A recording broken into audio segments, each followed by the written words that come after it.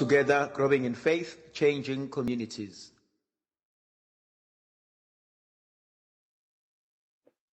Verse 40 is powerful for me.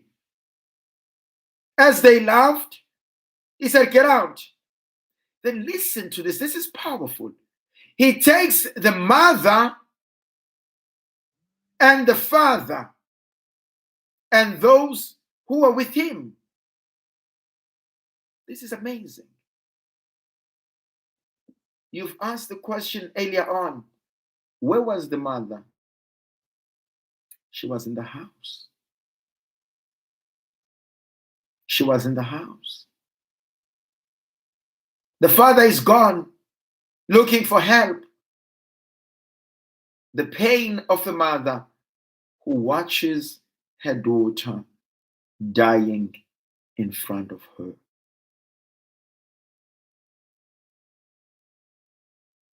My God, she only occupies one verse in the whole chapter. We are not even told about her feelings. The father is gone. The husband has gone.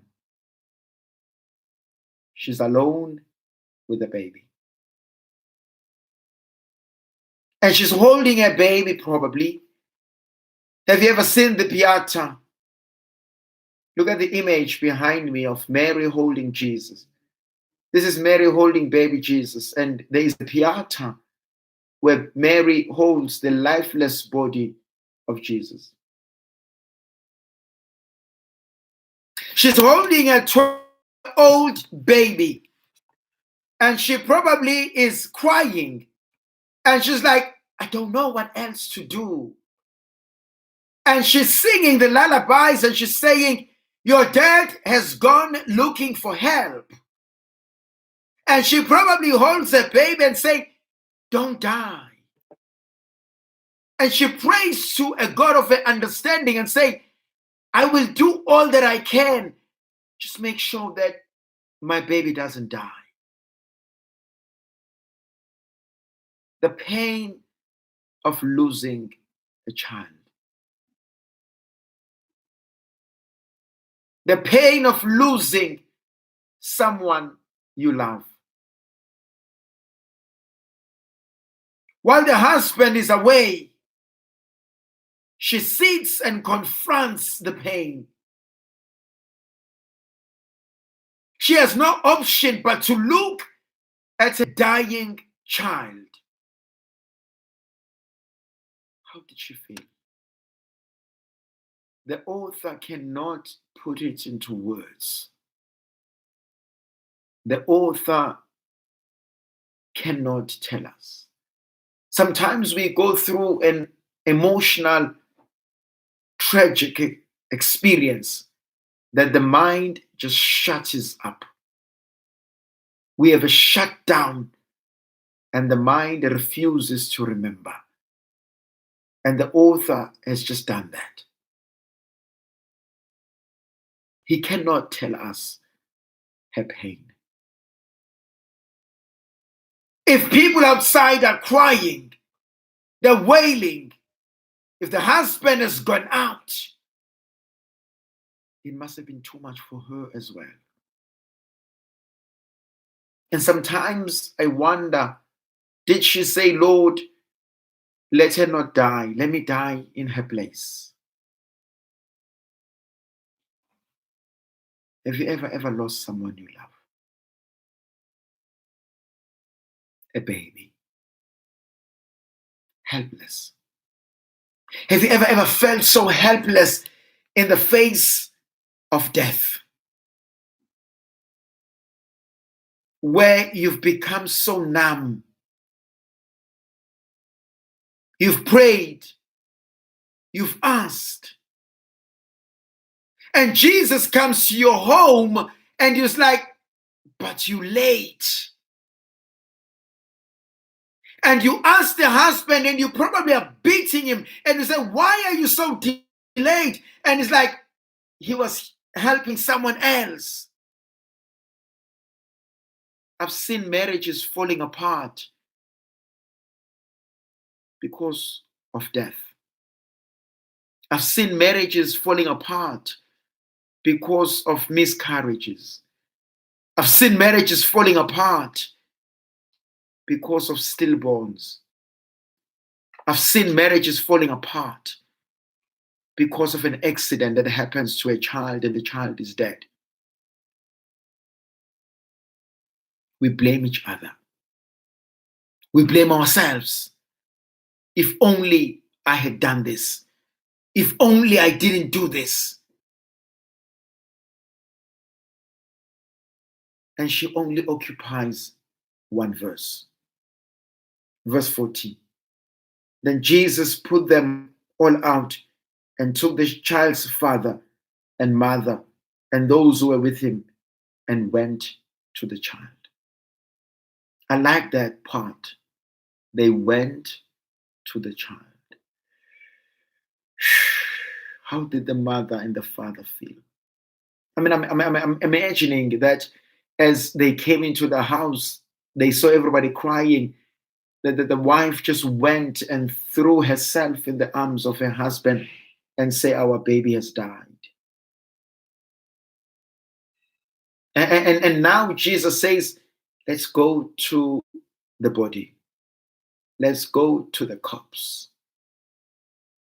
And the father is probably afraid. When I left, she was alive. Now I'm coming back to a dead person.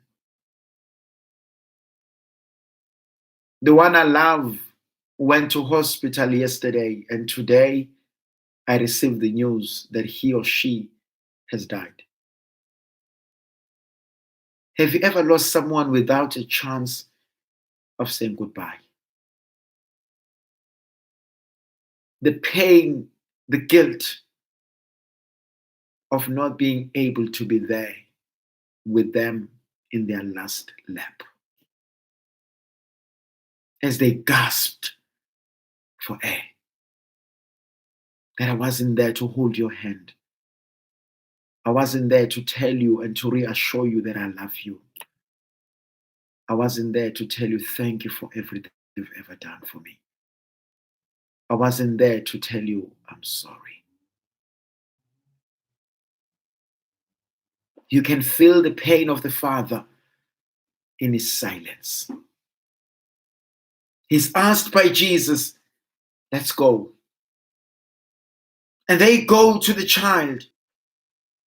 And immediately the girl got up and began to walk about, for she was of age. I'm not sure if you got that. Immediately, the one who was dead immediately got up. You know, there are people who don't think you'll make it. There are people who are waiting for a downfall. Tell them to keep waiting. Tell them to keep hoping. But do it for yourself. Get up. They will be shocked.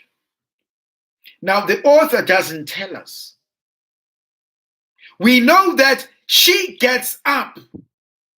And as she gets up, she walks about. At this, they were overcome with amazement, and he strictly ordered them that no one should know this, and told them to give her something to eat. Why is he giving her something to eat? She's not a ghost, because ghosts don't eat.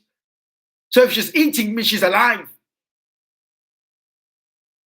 But there's something the author doesn't tell us.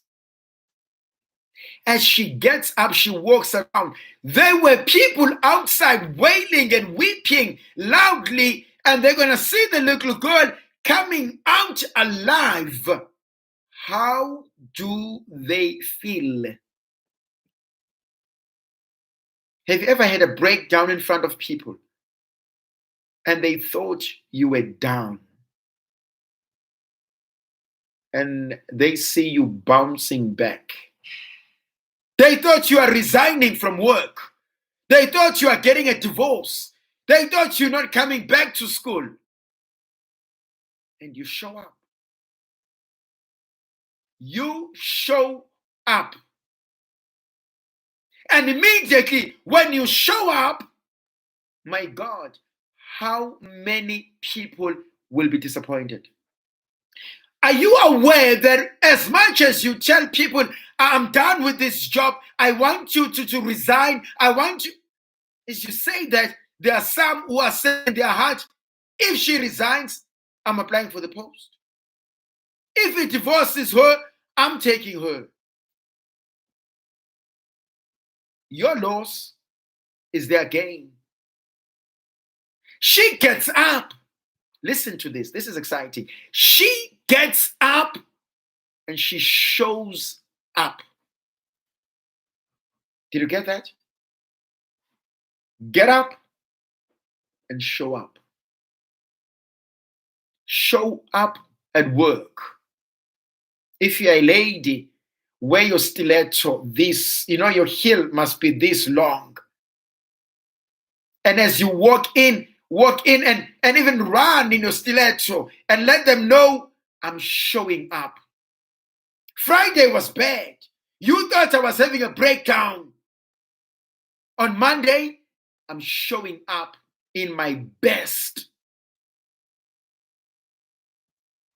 I failed the module.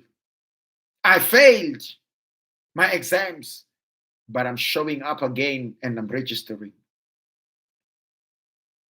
I failed and I had a breakdown right in front of them, but the next time they see me, I'll be at my best. Do not give them a reason to celebrate. Show up.